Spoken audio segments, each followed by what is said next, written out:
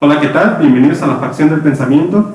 En esta ocasión les traemos un nuevo podcast. Vamos a hablar precisamente de un tema muy interesante que a muchos les puede llegar a gustar porque es muy común. De lo que vamos a hablar en esta ocasión es del matrimonio. Y para comenzar con el tema, pues es indispensable conocer qué es el matrimonio. Cuando se refiere al matrimonio, si hablamos de un término desde una perspectiva histórica o de antecedentes, y partimos la palabra matrimonio, vamos a ver que proviene de dos términos que van a querer decir que significan las cargas de la madre. Específicamente las cargas de la madre, imagínate, el tema es un tanto retrógrado, pero ha persistido durante todo este tiempo. Matrimonio, las cargas de la madre, haciendo referencia a que todo lo que deriva del matrimonio tiene una perspectiva más de realización por parte de la mujer. Muy bien. Eso es en términos de antecedentes históricos, las cargas de la madre. Pero el matrimonio en términos jurídicos, que es lo que vale fundamentalmente, aunque también está el matrimonio de tipo religioso, pero en términos jurídicos, que es lo que yo les voy a explicar, debemos entender el matrimonio como un vínculo de derecho. ¿Qué implica un vínculo? Derechos y obligaciones de forma recíproca. En pocas palabras, el matrimonio se constituye como una institución jurídica que tiene como fundamento que dos personas persistan en la vida de una forma más sencilla mediante el acompañamiento mutuo y el hecho de procurar el uno con el otro en diferentes aspectos: económico, de alimentos, de compañía y hasta de herencias y todos estos aspectos que más adelante podemos platicar. Entonces, conceptualizando matrimonio en términos de antecedentes históricos, significa la carga de la madre, como pudieran también ya ahora conocer por qué patrimonio, la carga del padre, como diciendo que el padre es el que tiene que aportar el dinero. Y el matrimonio en términos jurídicos es un vínculo que se establece entre dos personas, ya no solamente entre un hombre y una mujer, porque esto sería anticonstitucional por ser violatorio de derechos fundamentales al derecho al libre desarrollo de la personalidad, que está presente en muchos de los casos de nuestro entorno cotidiano.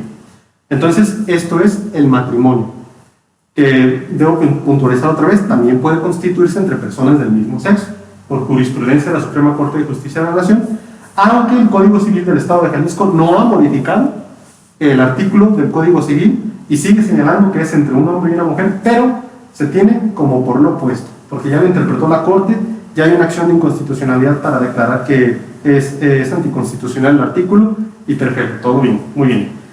Ahora, ya vemos qué es el matrimonio. Tenemos que pasar a cuáles son los regímenes económico-patrimoniales,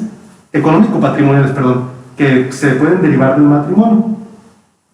Uno es el famosísimo, conocido como bienes mancomunados, pero que su nombre jurídico, su nombre legal, por lo menos aquí en Jalisco, es sociedad legal. También tenemos la separación de bienes, también muy conocida. Y un tercero que prácticamente nadie conoce, que se llama sociedad conyugal. Hablando de los bienes mancomunados, que no está bien dicho decir así, se dice sociedad legal. Este se refiere a que el patrimonio que se adquiera después de haber contraído el matrimonio entra al caudal común. Es de los dos, en pocas palabras. Todo lo que es antes, todo lo que se ha adquirido de manera particular y antes del matrimonio es exclusivo de ese cónyuge, de ese consorte, de ese esposo. Y todo lo que se adquiera por herencia a título particular, por donación o por legado a título particular, o sea, yo te dono a ti, exclusivamente a ti, yo te heredo a ti, exclusivamente a ti, o yo te lego a ti, exclusivamente a ti, es tuyo y de nadie más. No entra en el caudal de la sociedad legal. Muy bien, perfecto. Esa es la sociedad legal. La sociedad conyugal, en pocas palabras, es nos ponemos de acuerdo, hacemos un convenio, lo elevamos a escritura pública, que eso se llama capitulaciones matrimoniales, y constituimos de común cómo van a ser los términos, ¿no? Si yo trabajo y yo quiero que mi 70% sea para mí totalmente y un 30% te lo doy a ti, o simplemente yo quiero que de tal forma y tal forma. Entonces eso es ponerse de acuerdo, redactarlo por escrito ante la autoridad competente, elevarlo a categoría de escritura pública para que tenga fe plena, y así es la sociedad conyugal. Y luego está la separación de bienes, que esto sí es cada quien lo suyo, pero hay una excepción. Si alguno de los dos consortes se dedicó preponderantemente al trabajo del hogar y al cuidado de los hijos, tiene derecho a una pensión compensatoria que no puede ser inferior al 40%, para que no se la crean y digan, todo va a ser mío y simplemente hago que mi esposo o mi esposa no trabaje y nomás se dedica a cuidar a los hijos y luego me separo y no le doy nada, ¿no? Pues ya no se puede. Por jurisprudencia de la Suprema Corte de Justicia tiene derecho a una pensión compensatoria. Estos son los regímenes económico-patrimoniales que derivan del matrimonio. Ahora, el matrimonio también genera derechos y obligaciones para las partes. Vamos a hacer un resumen de qué derechos. Entre los derechos fundamentales que se derivan del matrimonio está el de recibir una pensión alimenticia entre los consortes, también el derecho a heredar entre los consortes, es un derecho fundamental, el derecho a vivir en un domicilio conyugal juntos. Del mismo tiempo, recuerden que el derecho también es recíproco con una obligación. Si se tiene el derecho a recibir alimentos, también se tiene la obligación a proporcionarlos a la persona que los otorga, de forma proporcional, de conformidad a lo que la persona tiene de capacidad de otorgarlos y a la necesidad que tiene de recibirlos. Son dos derechos fundamentales. ¿Qué otras circunstancias pueden derivarse de esto? Bueno, por ejemplo, si uno de los consortes deja de otorgar alimentos al otro, se puede constituir un delito que se llama abandono de familiares. Otro derecho que se produce por el matrimonio es la formación de un vínculo de familia entre los dos esposos. Ahora se convierten en familia, y ellos con sus hijos. Entonces, de aquí también se van a tener que resolver situaciones conforme a situaciones de heredad en porcentajes con respecto, por ejemplo, al esposo o a la esposa que ha muerto, y con relación a los hijos, o a los nietos, o a los papás, o a los abuelos. Todos esos son vínculos que se derivan precisamente del matrimonio como derechos y obligaciones fundamentales. Son las principales. Vemos entonces también otras circunstancias muy características o puntuales, como puede ser el matrimonio de tipo internacional. Y aquí se preguntarán, oye, pero por ejemplo, si yo me casé en otro país y yo quiero hacer válido mi matrimonio en México, ¿es posible? ¿O simplemente así, por derecho propio, ya soy casado en cualquier país del mundo? Y la respuesta es no. Se necesita realizar una homologación del matrimonio y un reconocimiento del mismo ante las autoridades del estado específico donde quieres hacer valer tu vínculo matrimonial.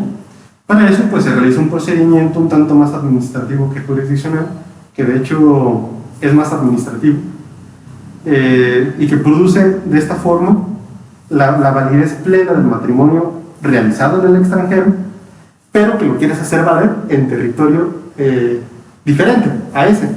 A eso lo vamos a llamar un matrimonio del tipo internacional. Y luego también tenemos aquí unos delitos que se pueden ocasionar precisamente por el matrimonio, como la bigamia.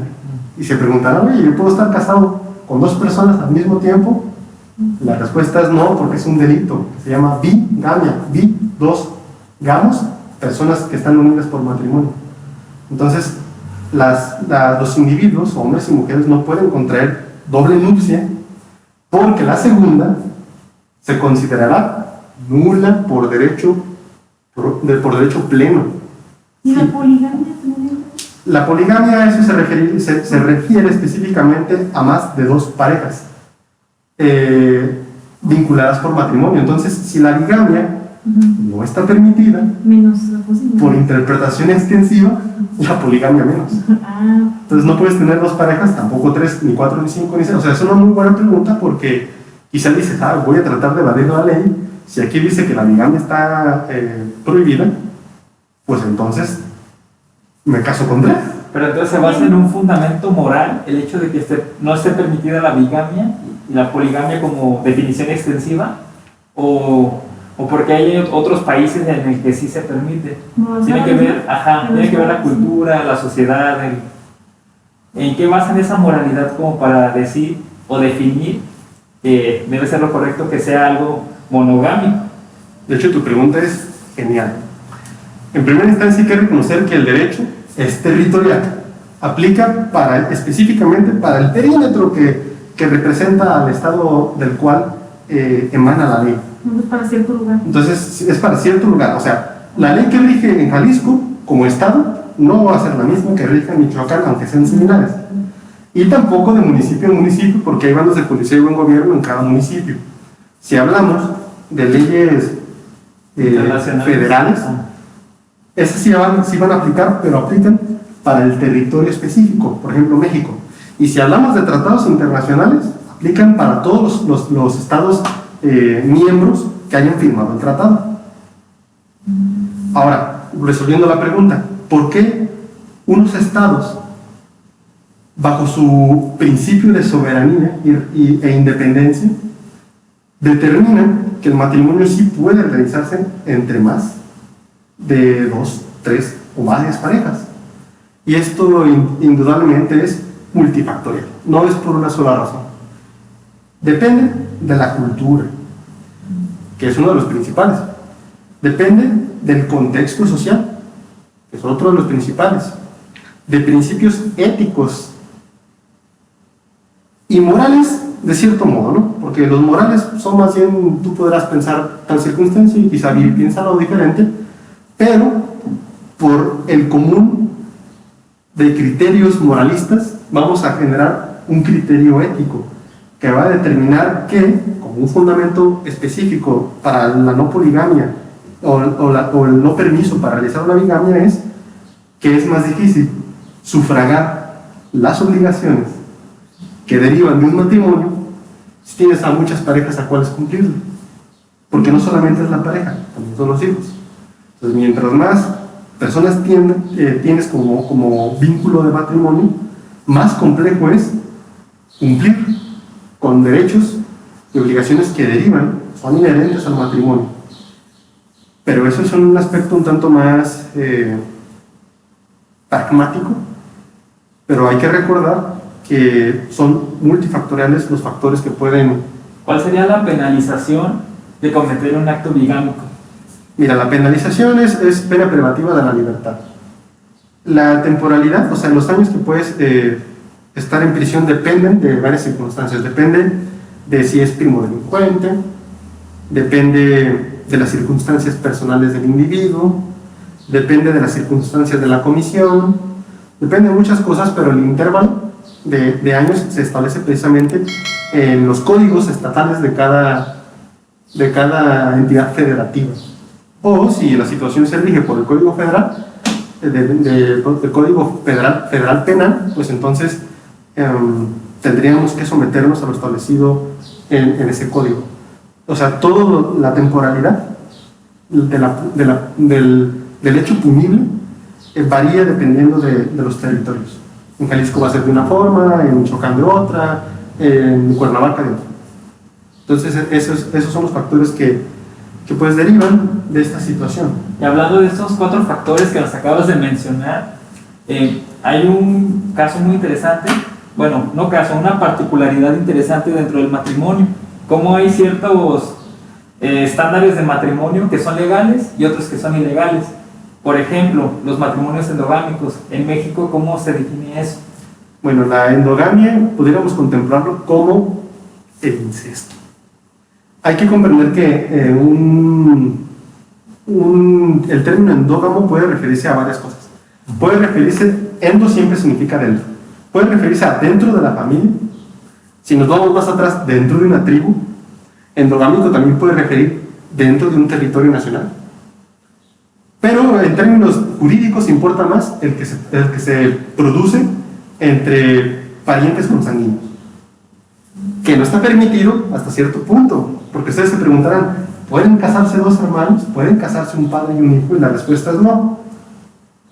La respuesta es no, se pudiera ocasionar relaciones del tipo incestuoso y, por circunstancias también de condiciones genéticas, ocasionar mutaciones con mayor proporción, con mayor facilidad, y por eso, desde un término biológico, pues no se permite, por conociendo las circunstancias inherentes de la fisiología humana, y con este respecto, pues hay que considerar que hay ciertas excepciones entre familiares, porque si nos referimos, por ejemplo, a la posibilidad de si se pueden casar los primos hermanos, pues la respuesta es sí, pero aún así existe la contemplación del aspecto genético, y para esa circunstancia, pues se tendrá que adquirir o se tendrá que otorgar una cosa que se llama dispensa judicial. En pocas palabras, a través de un procedimiento ante el juez, se va a solicitar que se les otorgue el permiso,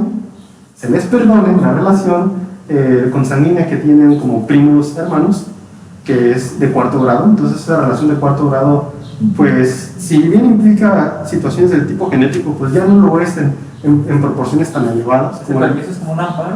No, no es un amparo. El amparo es un juicio aparte, que es un medio de impugnación. La dispensa judicial es un permiso que se otorga a través de la autoridad jurisdiccional, o sea, un juez, y que se solicita con la finalidad de poder adquirir la facultad de celebrar un matrimonio entre primos hermanos. Pero solamente esa es la excepción del incesto en esa situación pues no procede.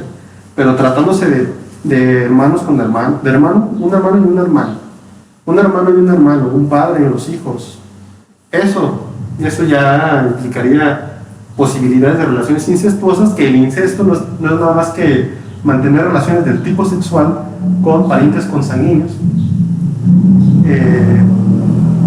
Y por eso mismo es un matrimonio como uno de los fines del matrimonio que establece, fíjense qué retrógrado el Código Civil, uno de los fines del matrimonio que establece el Código Civil es el vínculo sexual, o sea, establecer que se casan para que tengan relaciones sexuales, pues es un tanto retrógrado porque la individualidad de la persona no simplemente se reduce a eso, no es el aspecto fundamental del matrimonio, no es lo inherente.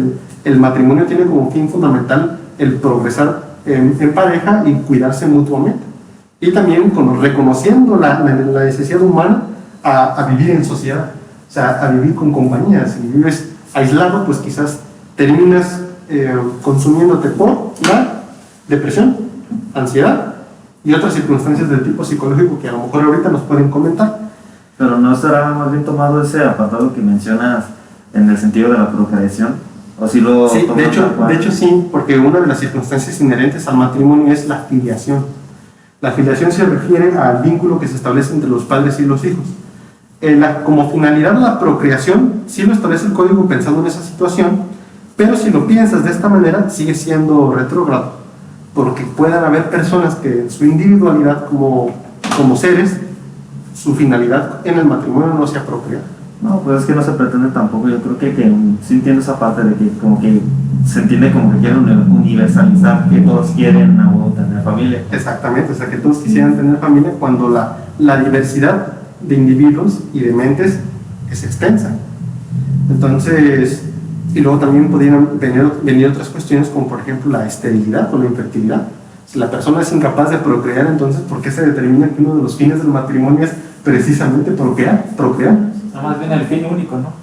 No se establece como fin único, es uno de los fines que hay un catálogo de fines que establecen en el Código Civil, como que yo siento que salen sobrando para establecerlos como fines del matrimonio, y así tienen tal cual.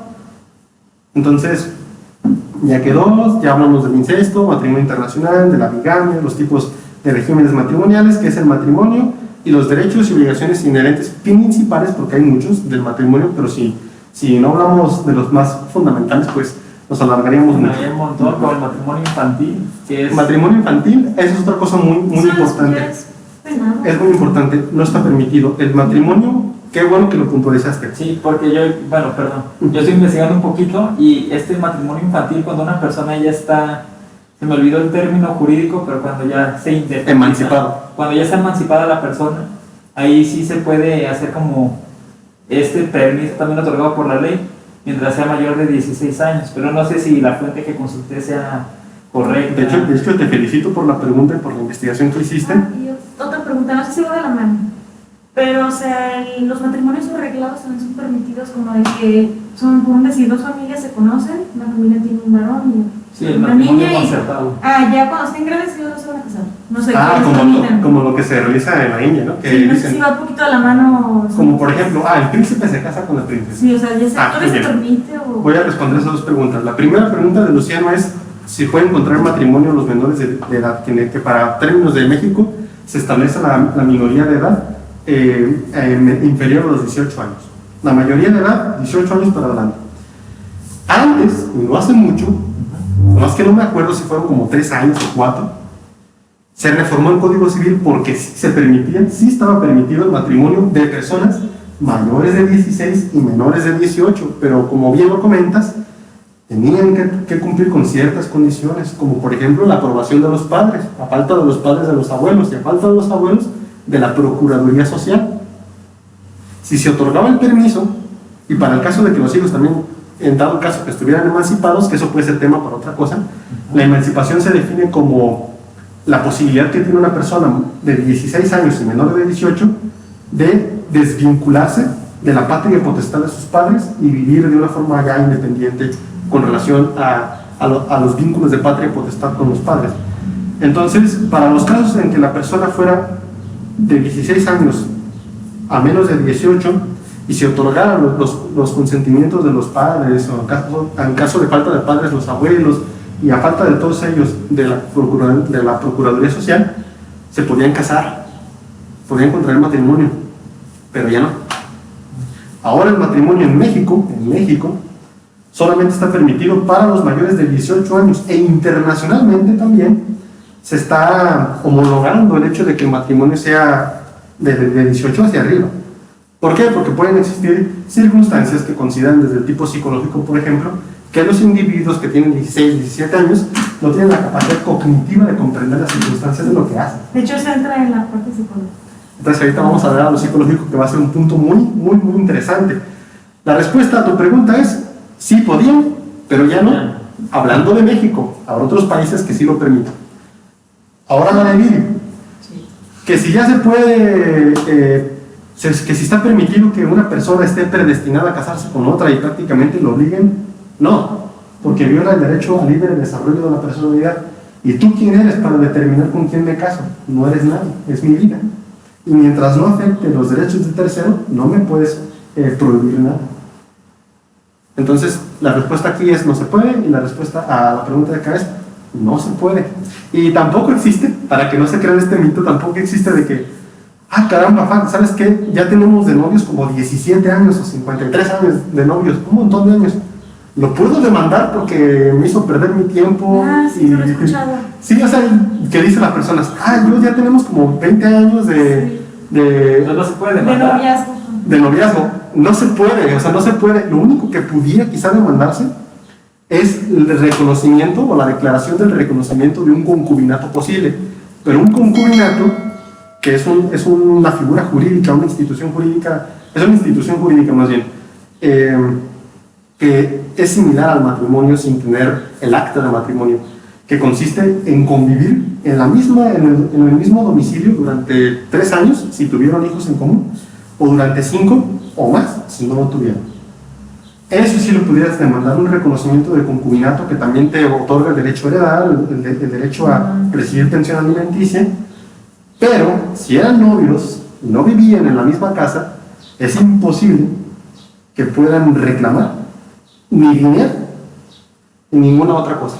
Yo pienso que es porque, o sea, que no se puede reclamar, porque obviamente la persona ya tiene facultad para decidir, para tomar decisiones, para saber qué es lo que quiere. Entonces, obviamente, si ella por un decir se quería casar a los 30 y esa pareja, pues nomás no le pide matrimonio, y si no lo habla, pues ¿cómo? O sea, yo pienso que sí es algo que, obviamente yo doy lógica que no se pueda hacer algo jurídicamente, porque obviamente pues ya son adultos, ya tienen que saber qué es lo que quieren, cómo quieren su futuro. Entonces esa persona pues se ve que no, pues órale a cambiarle, o sea, cambiar por otra persona o ver qué se puede hacer. Pero sí, yo pienso que hay más que nada de decisión de la persona. Sí, precisamente, y aquí está otra vez el derecho al libre desarrollo de la personalidad. Nadie me puede obligar a estar para siempre con una determinada persona. Y de hecho, si se casan y al día siguiente deciden divorciarse, ya lo pueden hacer. Antes no se podía. Antes, para poderse divorciar tenía que pasar mínimo un año, contado a partir del primer día en el cual tú contrajiste matrimonio. Pero ahorita ya no, porque violarías el derecho al libre desarrollo de la personalidad, que es elegir con quién quiero estar. Y si ya no quiero estar, disuelvo el vínculo y nos vamos, y todos para su casa. Entonces, es otro punto muy importante. Ya hablamos del abandono de familiares, que se puede ocasionar por el no otorgamiento de pensión alimenticia cuando ha sido dictada por orden jurisdiccional, pero también cuando, aún sin tener orden de juez competente que haya dictado sentencia, de decir, ¿sabes qué? Tienes que darle determinada cantidad de dinero al mes. Tú, como esposos, tienes la obligación de otorgarse alimentos mutuamente. Y una de las formas en las cuales se cumple la obligación de otorgar alimentos es introduciendo al cónyuge en el domicilio conyugal. Pero aquí es curioso, porque una de las obligaciones y derechos de los cónyuges es vivir en el mismo domicilio conyugal. Pues sí, sí. Entonces es como de, bueno, pues me dices que puedo cumplir de esa manera, pero al mismo tiempo me obligas a vivir juntos, pues entonces como que carece de sentido. Bueno, ya terminamos con el aspecto jurídico del tema del matrimonio. ¿Alguna pregunta, alguna duda? Bueno, última duda. Otra duda, muy bien. Yo he visto, a lo mejor son páginas que están inventando cosas o no sé si es realmente cierto, porque a veces me hace muy loco. Pero hay personas que, por ejemplo, dicen, ay, me voy a casar conmigo mismo, y que ven que le permiten casarse consigo mismos o con un animal o con... No sé si a lo mejor lo hacen, es una página, no sé, que se busca burlar, o si realmente es posible, o sí, eso he visto existe, que se casan o... con no sé. figuras Inanimados. Sí, o sea, Con muñecas inflables, ¿sí ¿no? es posible eso? ¿O Bueno, realmente- sí, hablando del derecho positivo mexicano, que es el conjunto de leyes que norman a la conducta en este territorio, no es posible. ¿Por qué? Porque expresamente el código manifiesta que es un matrimonio entre personas. Entre personas, o sea, no puedes casarte con un animal porque, o sea, literalmente es un vínculo entre una persona y un animal, puede generar circunstancias del tipo zoofílico, que eso está penado. Eso está penado con pena privativa de la libertad y multa para los individuos que practican esas aberraciones del tipo de una filia extraña, ¿no? ¿Cómo se denomina una filia de ese tipo? Parafilia. Una parafilia, Sí, una parafilia, la zoofilia, pues. No está permitido. Aquí en México no se permite matrimonios entre humanos y animales, y humanos y Pero cosas. en otras partes yo pienso que no. Y en otras partes, la verdad no tengo conocimiento pleno, simplemente he visto el chisme, pero no tengo certeza. Otro fundamento para decir que un humano no puede casarse con una cosa es porque las cosas, como tales, no son sujetos de derecho. Para poderte casar, pues necesitas ser sujetos de derecho, tener capacidad de ejercicio, capacidad de goce, y una piedra no la tiene. Pero imagino que es como emular el matrimonio religioso, ¿no? El matrimonio... O sea, tiene su institución personal que no tiene tanto que ver con el civil. Ah, Ajá. qué buena pregunta. Más bien, qué buen enunciado. El matrimonio religioso y el matrimonio jurídico o civil, como lo denominan, que también está mal dicho, matrimonio civil. Se dice matrimonio jurídico. ¿Qué pasa aquí? Que el matrimonio celebrado de forma religiosa, sin haber existido previamente un matrimonio ante el registro civil, para términos de derecho no existe. Para términos religiosos, solamente para términos religiosos, sí existe. Y el hecho que te dicen, ¿sabes qué? Yo me divorcio por medio de un juez, que la única manera de divorciarte jurídicamente, porque también se divorcian por la vía religiosa, pero por sus procedimientos específicos, dicen, si yo me divorcio por la vía jurisdiccional, entonces yo ya no puedo contraer matrimonio por la vía del matrimonio religioso, si es que no disuelvo también mi vínculo de forma religiosa. En pocas palabras, si yo me divorcio por la vía de los jueces, ya quedo como divorciado, puedo contraer un nuevo matrimonio para los términos de derecho. Yo me puedo volver a casar, aún cuando no haya disuelto mi vínculo por la vía religiosa. O sea, al derecho no le Son importa. cosas separadas. Sí, al derecho no le importa si estás casado por la iglesia, si te divorciaste o no por la iglesia. eso no le importa al derecho. El derecho solamente determina el ordenamiento jurídico positivo que rige al territorio nacional, y punto. Yo pensé que tenías que divorciarte en ambos para poderte casar. No, no. En términos religiosos, ellos tendrán su procedimiento específico y jurídico también. El jurídico es el que tiene efectos plenos para términos, por ejemplo, de procedimientos administrativos. Otra cosa importante que no quiero que se me pase es que en virtud de la sociedad legal pueden generarse ciertos problemas, como por ejemplo el concurso de acreedores.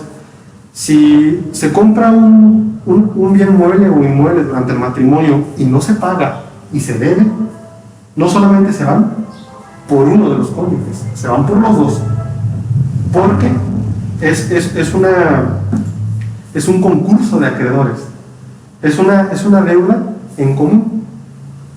En cambio, si están por separación de bienes y uno adquiere un bien y lo debe, el otro no me responde él. Que eso es importante, que lo sepan, porque puede serles útil en la vida. A la hora de que decidan por cuál régimen matrimonial quieren casarse, cuando van al registro civil, ahí hay un apartado que les va a pedir por cuál régimen quieren casarse, que a lo mejor ahorita pudiéramos hablar de la presión social y personal que te dicen, tienen que ser sociedad legal o bienes mancomunados, porque si no, no me caso, porque si no, no confío en ti, porque eso significa que a lo mejor me quieres dejar y me quieres dejar sin nada, ¿no? Pues también eso se presta como a relaciones del tipo de interés, o relaciones de un tipo, un vínculo no tan íntimo, sino por circunstancias que van subyacentes y por debajo del agua. Muy bien, si ya no tienen otra pregunta jurídica, pasamos ahora a los términos del matrimonio, pero desde las perspectivas psicológicas y del tipo religioso. Muy bien, perspectiva religiosa. ¿Qué opinan al respecto?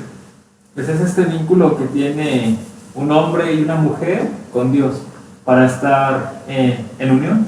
Ahora ya te pregunto, ¿qué pasa si el vínculo es entre hombre y hombre, mujer y mujer, para la religión?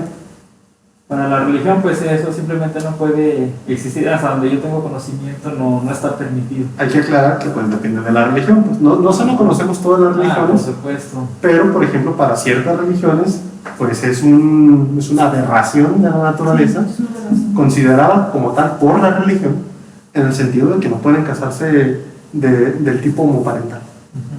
Sí, porque obviamente no se hace esta parte de la procreación. Se supone que el fin en la religión católica es que te cases para tener hijos. O sea, entonces si su punto es la procreación, pues obviamente entre dos hombres o entre dos mujeres pues no va a haber esto. Se fijan cómo ese pensamiento retrógrado tiene sus antecedentes puntuales en determinadas circunstancias, como puede ser el aspecto religioso.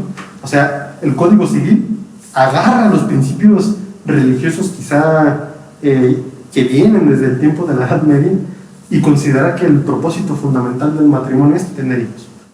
Y si por ejemplo la relación o el vínculo matrimonial es entre dos personas del mismo sexo, no se cumpliría con este propósito y por lo tanto es imposible que se casen. Entonces, desde el aspecto religioso, sería violatorio, jurídicamente, de derechos humanos. Es el aspecto religioso que no permite este tipo de matrimonios. Pero, esto al mismo tiempo, por ejemplo, este punto, genera implicaciones del tipo social. ¿Como cuáles? Pues el hecho de tener hijos, o de estar esperando un hijo, la sociedad, o al menos entre familiares, te obligan a que te cases con la persona con la cual te embarazaste. Y eso es un tipo de coacción para que puedas estar bien frente a la sociedad, frente a Dios, frente a lo que sea, y no estés ahí pues con este estigma que tiene el hecho de estar embarazada, tener tu hijo o hija y no estar casado. Sí, de hecho lo correcto es o sea, si tienes hijos, lo correcto es estar casado. O sea, no puedes tener hijos, o sea, no se ve muy bien en la sociedad tener hijos pues fuera del matrimonio o que es que también sería, es que en cierto modo también lo ven, por ejemplo, los sociólogos como una amenaza para la estructura social. Si los hijos no están supeditados como a una unión matrimonial, porque se supone que la familia, producto, por ejemplo, de un matrimonio, es el núcleo fundamental de la sociedad, es como la unidad básica, ¿no? Como la célula es a un sistema del organismo, por decirlo. Pero ¿por qué es una amenaza? Pues es una amenaza porque se supone que generalmente cuando hay ese tipo de tensiones en la familia o están esas dispersiones, socialmente pueden caer en, por ejemplo, en vínculos delictivos, pueden caer inclusive porque pueden representar políticamente pueden representar, por ejemplo, algún tipo de problema de salud pública, por ejemplo, por las drogas, por las conductas relacionadas con la salud que sean como, por ejemplo, de riesgo, también son un riesgo a la sociedad porque van a generar pues desajustes porque van a haber problemas de inseguridad también. No estoy diciendo que única y exclusivamente, si hay cierta como variación o dispersión en la familia por el motivo que haya sido, no quiere decir que a fuerzas van a desembocar en ser como personas de mal, no, sino que me refiero a que puede suceder, como que dejar clara esa parte, que pudiera suceder, que pudieran haber como que ciertas problemáticas ahí que pudieran surgir, pero depende mucho también de las personas, de la resiliencia de las personas y las redes de apoyo, que no necesariamente tienen que caer también en influencias como negativas. Y entre las sociedades latinoamericanas, también el hecho de que otro estigma que se puede dar son las mujeres, sobre todo las que ya están cumpliendo 30 años o más, se les denomina como las quedadas. Entonces, sí, las cotorras. Entonces sí es una presión muy fuerte para el grupo femenino, sobre todo, el hecho de, ya voy a tener 30, 35 años, 40, y me quedé soltera. Entonces soy una persona incompleta. Entonces ahí empieza la sociedad, sobre todo en el sistema familiar, a hacer esta coacción de que te tienes que casar ya, de que te tienes que buscar marido, porque si no, vas a ser una mujer sola, incompleta, ¿quién te va a mantener? ¿Cómo le vas a hacer? ¿Cuándo piensas tener hijos? Entonces, sin contemplar otros métodos para tener hijos, como puede ser la adopción. Eso no lo ven porque están demasiado intrincados en una sociedad totalmente retrógrada debido a este colectivo imaginario que existe sobre este tipo de ideologías. Sí, y de hecho, o sea, uno de los mitos del matrimonio es la edad, o sea, de que, como tú dices, de que a los 30 para más tardar tienes que casarte. Y pues no, realmente no hay edad para casarse. ¿Por qué? Porque en el matrimonio, o sea, para que una persona pueda decir estoy lista para casarme, implica muchas cosas. Una, la madurez. O sea, puede una persona tener 40 años y no estar madura, lo suficiente como para comprometerse, como para tener fidelidad con esa persona, como para ser responsable de todo lo que conlleva económicamente, responsabilidades con los hijos, o sea, no es como tan fácil como una papita de, tengo 30 años, ya estoy listo para casarme. No, o sea, una persona que está lista para casarse, aparte, es una persona que ya está, que puede decirse que está un tanto bien consigo mismo, porque se casa para compartir, o sea, para compartir, para crecer, para aprender de la pareja. Porque también a veces se casan porque dicen, es que ya que me case voy a cambiar a mi pareja, o sea, se le va a quitar lo borracho, se le va a quitar lo mujeriego, yo lo voy a lograr cambiar, no pasa nada. No, o sea, es un error, o sea, porque como esta parte de que si la persona no trabajó en sí misma y se casa, puede traer problemas incluso en la relación. De hecho, complementando tu comentario, sí, yo voy a decir un comentario un poco para algún sector de los que nos están viendo, que puede chocarles esta idea, pero yo sí considero que previo al matrimonio tendríamos que someternos a ciertas pruebas para ver si estamos listos para este tipo de responsabilidades que se avecinan una vez que ya estás en matrimonio. De hecho, eso sería lo ideal, pero violaría el derecho humano al libre desarrollo de la persona. Totalmente, también precisamente hay muchos factores que inciden en que contras, pros, todo esto. Pero sería muy bueno, o sea, sería genial. Y es clave aquí lo que dicen de que hay como una edad determinada para casarse, que pues está bajo el influjo también de lo histórico, histórico y claro, también del desarrollo de la persona en su ciclo vital. Pero ¿por qué de la parte sociohistórica? Porque son como esta herencia que se tiene de décadas pasadas, de que, es que mi abuelito a los 20 años ya tenía una familia, ya tenía hijos, ya estaba trabajando, ya los mantenía, y pues los tiempos cambian, así como también cambia va cambiando la determinación del ciclo de la persona durante su vida, de que ya empiezan a haber como determinadas crisis y resolución de crisis ya en diferentes edades y ya no como antes se De hecho, es muy curioso, por ejemplo, las ciudades, cómo se han ido reestructurando de forma tal que antes tenías tu casa, tenías tu jardín, tenías tu terreno, pero al haber ya más personas dentro de la sociedad, por ejemplo, se empezaron a usar los departamentos, que son edificios donde ya más familias pueden estar dentro de un solo edificio y se va delimitando donde pueden radicar las personas en matrimonio. De hecho, yo le quería preguntar a Marlon lo que opina respecto a lo siguiente que lo voy a decir. Estaba hablando de las implicaciones sociales y no quería dejar pasar esto porque, hablando por ejemplo de antecedentes, aquí en México, años atrás, estaba permitido, de hecho era requisito poner en el acta de nacimiento si eras hijo o no del matrimonio. Entonces, ¿cuáles son las implicaciones que pueden originar un impacto social y psicológico? Primero psicológico en ese individuo que está siendo categorizado como que yo soy fuera, sépanlo todos, que yo soy hijo fuera del matrimonio, porque el acta de matrimonio lo pueden consultar todos.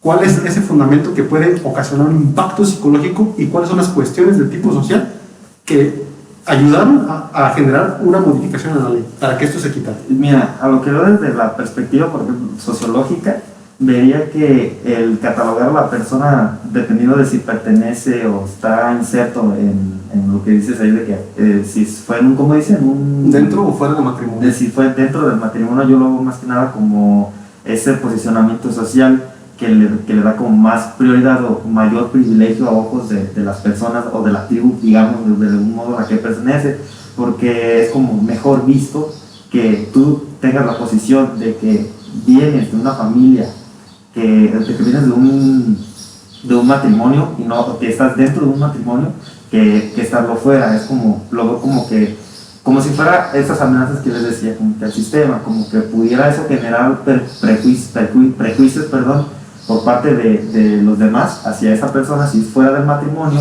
porque pueden pensar que Sí, como hijos desgraciados, sí, sin gracia. sí, exactamente, o como es un bastardo, ¿no? Ándale. Y ahora me preguntaste de los cambios que se dieron esto. Los cambios pues obedecen a que pues no es importante realmente que tú quieras determinar o encasillar a una persona si está dentro o fuera del matrimonio, porque eso no es un elemento, ¿cómo lo puedo decir?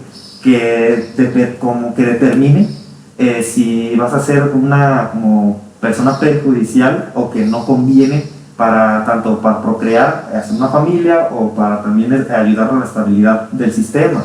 Así como lo vería yo como en rasgos de como sociológicos, ¿no? No sé ustedes si pudieran como que a lo mejor matizar mejor la idea o agregar algo, pero por ejemplo, ahora afectaciones psicosociales, pues sería que la persona se ve marginada, se ve como que le pueden, por ejemplo, pegar a la parte de la pertenencia social o la identidad grupal. Es como que yo no pertenezco a un lado, soy como un bastardo, soy como un ser de nadie, y pues eso sí va a generarle pues obviamente como que esta inestabilidad en la autoestima, esta inestabilidad en las relaciones interpersonales, esta inestabilidad también en las habilidades sociales. Yo también creo que pueden pasar esos factores psicológicos y sociales cuando es un hijo que se sabe adoptado, que sabe que fue producto de un proceso de adopción.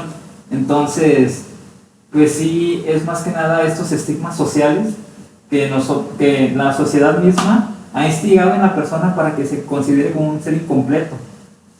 Además vamos también por el lado de lo jurídico, obviamente.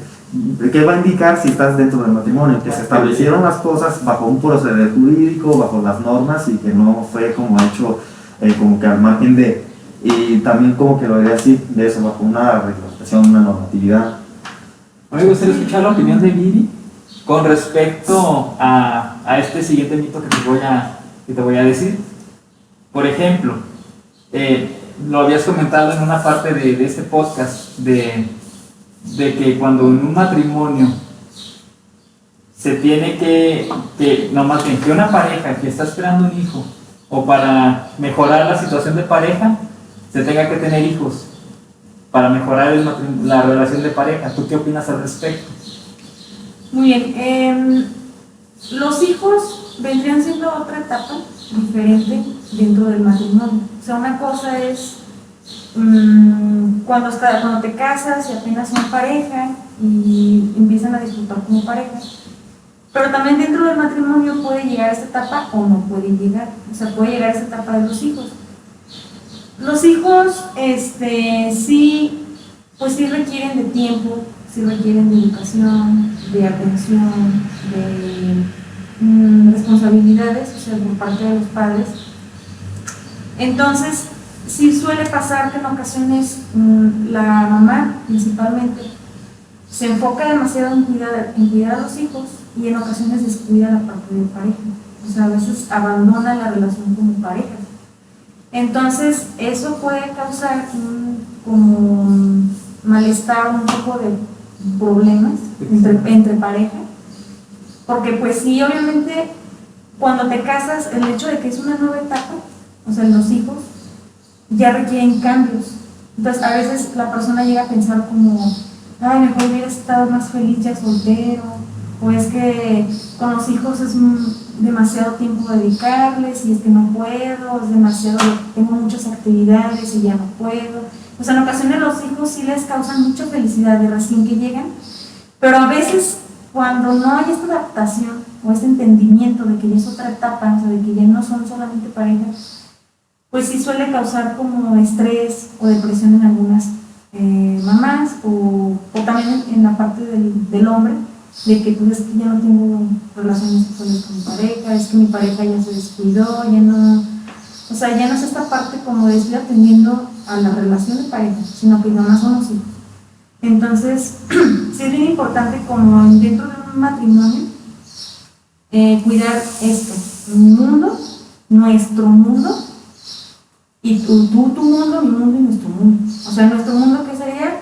Pues los hijos, pues entre los dos, y nuestra relación de pareja. Pero también es bien importante tener cuidado o cuidar la individualidad.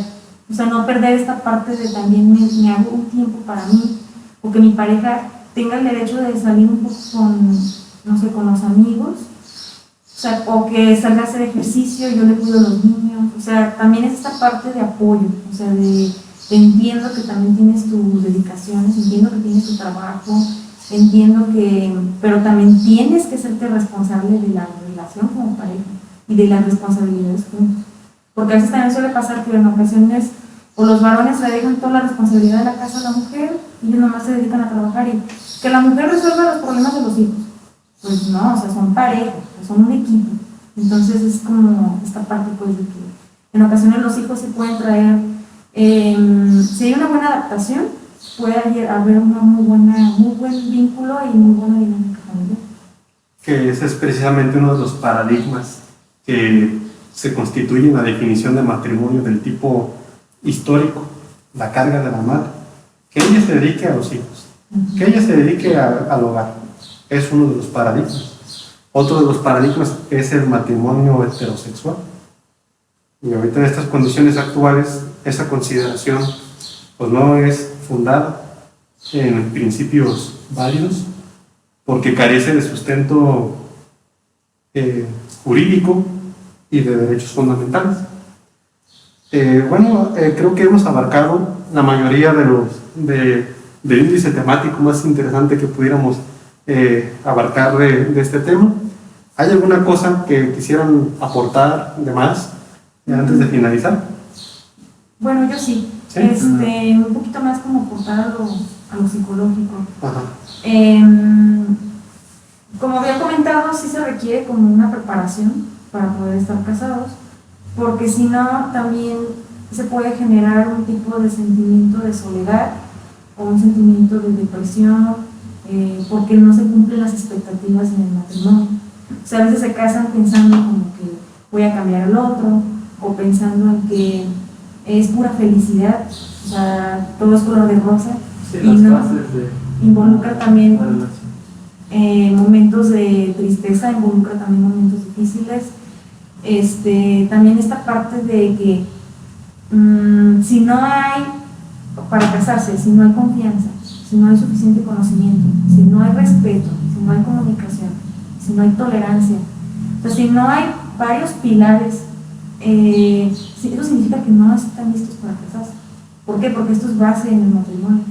Entonces, si no se cumplen, por así decir esto, pues va a haber consecuencias perjudiciales para la persona, o sea, va a haber depresión, porque pues aparte de que traen mitos de que se tienen que cumplir expectativas, de que la persona me va a hacer feliz, o sea, es responsable de hacerme feliz, de que tenemos que tener hijos, y a veces puede ser como de que no son estériles o no pueden tener, o sea, llevan ciertas ideas a cómo va a ser el matrimonio.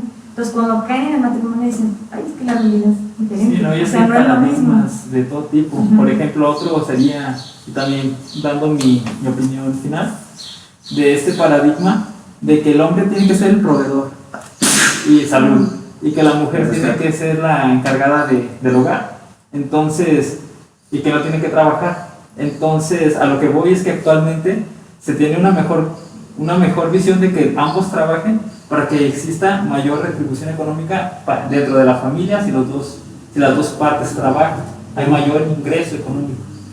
Así es más sencillo. Pues ya no hay nada más que decir. No, de mi parte ya estoy bien. Muy bien, pues espero que el tema les haya sido de provecho.